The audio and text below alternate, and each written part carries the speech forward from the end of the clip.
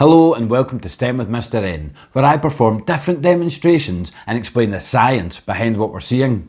This is a winter themed episode as I show you how to lift ice with string, seek a prediction for part 2 and show you how to instant freeze water as I explore incredible ice. Let's check it out.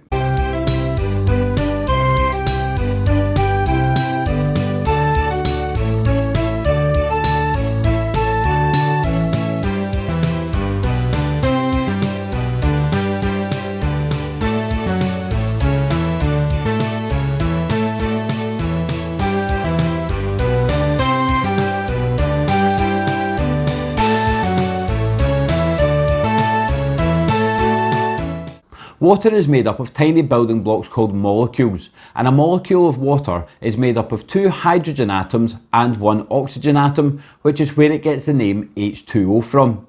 The water molecules are not staying still, they are constantly moving about. If you heat water up, the molecules move much faster, and if you cool water down, the molecules move much more slowly. If you cool water enough, these molecules will all stick together and form a solid, which we call ice. Pure water freezes at 0 degrees Celsius or 32 degrees Fahrenheit. Now you might have wondered why in winter time salt is used to melt ice. That's what we're going to explore in this first demonstration as I show you how to pick up an ice cube using a piece of string. For this demonstration you'll need a glass of water, a piece of string, an ice cube and some salt. The first thing I'm going to do is take my glass of water and put an ice cube in it. I'm going to place my piece of string across the top of the glass with some of it touching the top of the ice cube, and I'm going to leave it sitting there for 40 seconds. You'll notice that the ice cube floats on the surface of the water because ice is less dense than water is, so even though it's a solid it is lighter than the water and floats on the top. At the end of the 40 seconds I'm going to take hold of each end of the piece of string and lift it up. You'll notice that when I lift the string up it just comes away from the top of the ice. A couple of strands of string were sticking a wee bit to the ice, but this is not allowing me to lift the ice up, the ice is staying in the glass. Now what I'm going to do is take a fresh piece of ice and put this in my glass of water, and again I'm going to lay the string across the top of the glass with some of it resting on top of the ice cube. This time I'm going to sprinkle some salt on top of the ice cube and the piece of string, and again I am going to leave this for 40 seconds so it is a fair comparison to the piece of string with no ice. Now that 40 seconds are up, I'm going to take hold of each end of the piece of string, lift it up, and you'll see that the ice is lifting right out of the water and is attached onto the piece of string. When I hold it close to the camera, you'll notice that ice is formed across the top of the piece of string, and this is why I'm able to lift the ice cube out of the water. So what was actually happening in this experiment? Well, as I said, pure water freezes at 0 degrees Celsius or 32 degrees Fahrenheit. However, if you add impurities to water, it reduces the temperature at which it freezes. Salt water freezes at a lower temperature than pure water. When I added salt to the top of the ice cube, it melted a thin layer on top, forming water, and this water then absorbed heat from the air round about it.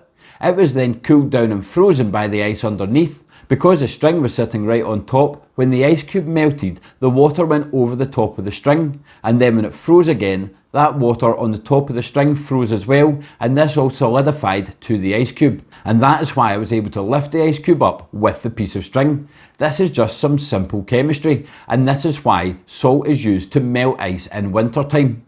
You can try this experiment by adding different things on top of the ice while the string is there, such as sugar or even food colouring. Any impurity should drop the freezing point of the water, so you can test different things to see which works the best. You might need to wait longer for some things, or maybe less time will work for some things, but it's a chance for you to experiment and see what else you can add to the ice cube to have the string be able to lift it straight out of the glass. Now, I'd said at the start of this video that I would be seeking a prediction from you for an experiment I'm going to do in video number 2 about ice. In that video, I'm also going to show you this experiment and explain what is happening, but the one I want to seek a prediction from is set up in front of me just now. I have a metal baking tray and a plastic chopping board. I'm going to place an ice cube into the middle of each of these, and what I want from you is a prediction about which one you think will melt first. Will it be the ice cube on the metal baking tray, or will it be the ice cube on the plastic chopping board? and I want a reason for your prediction.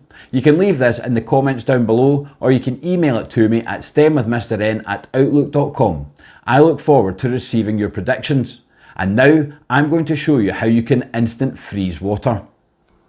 Now, when you want to melt a solid liquid, all you need to do is apply heat to it, but the freezing process is a bit more complicated. When water is freezing, it forms a lattice pattern, but this lattice pattern requires energy to be able to form. If you cool water for long enough, but not to the point where it's completely frozen, you can still have liquid water and apply a little bit of energy to make that water instantly freeze. For this demonstration, I tried it a couple of different ways. One way was I put cold water from the tap into an empty bottle and put this into the freezer. I left it for around 2.5 hours and took it out and hit it on the table. And I did see some ice start to form in it, but it didn't completely freeze up. I also discovered that leaving it for longer than 2.5 hours meant that in this bottle the water was completely frozen. So what I decided to do was use bottled water from the shops. Again, I just put this in the freezer, but this time I found the sweet spot was to leave it for around 3.5 hours. When you're taking these bottles out of the freezer, you need to be very careful not to bump it on anything, because that can kickstart the reaction that freezes the water. So I very carefully took my bottle out of the freezer and brought it over to the table where I'm filming my demonstrations. Right now you'll be able to see that this is still liquid water in the bottle, even though it has been in the freezer for around 3.5 hours. Now what I'm going to do is bump the bottle on the table to impart that energy to hopefully kickstart that lattice pattern forming, creating ice in this bottle. You'll notice that as soon as I bumped it on the table, this bottle froze from top to bottom. But it hasn't frozen completely solid. As this lattice pattern is forming, it is using up energy, so it is also generating heat. Because of that heat energy, not all of the water has frozen. So instead of having a solid block of ice in this bottle, I've got instant slush. This is a really tricky one to do at home. It took a lot of patience, a lot of trial and error, and a lot of bottles of water before I managed to get it just right for this demonstration. So if you try this one at home, it is very effective when it works, but it will require some patience. Something else you can do with a super cooled liquid, that's where you've cooled it beyond freezing point but it hasn't quite frozen solid yet, is pour some of it onto an ice cube and see if it will build an ice tower on top of that ice cube. Or you could very carefully pour some into a glass and then drop an ice cube in and see if that makes it instantly freeze like what happened in the bottle. Well, that's all for this week. I hope you enjoyed it. If you did, please hit the like and subscribe buttons to stay up to date on all future content. And remember to send me your predictions about which ice cube you think will melt the fastest. The one on the metal baking tray or the one on the plastic chopping board.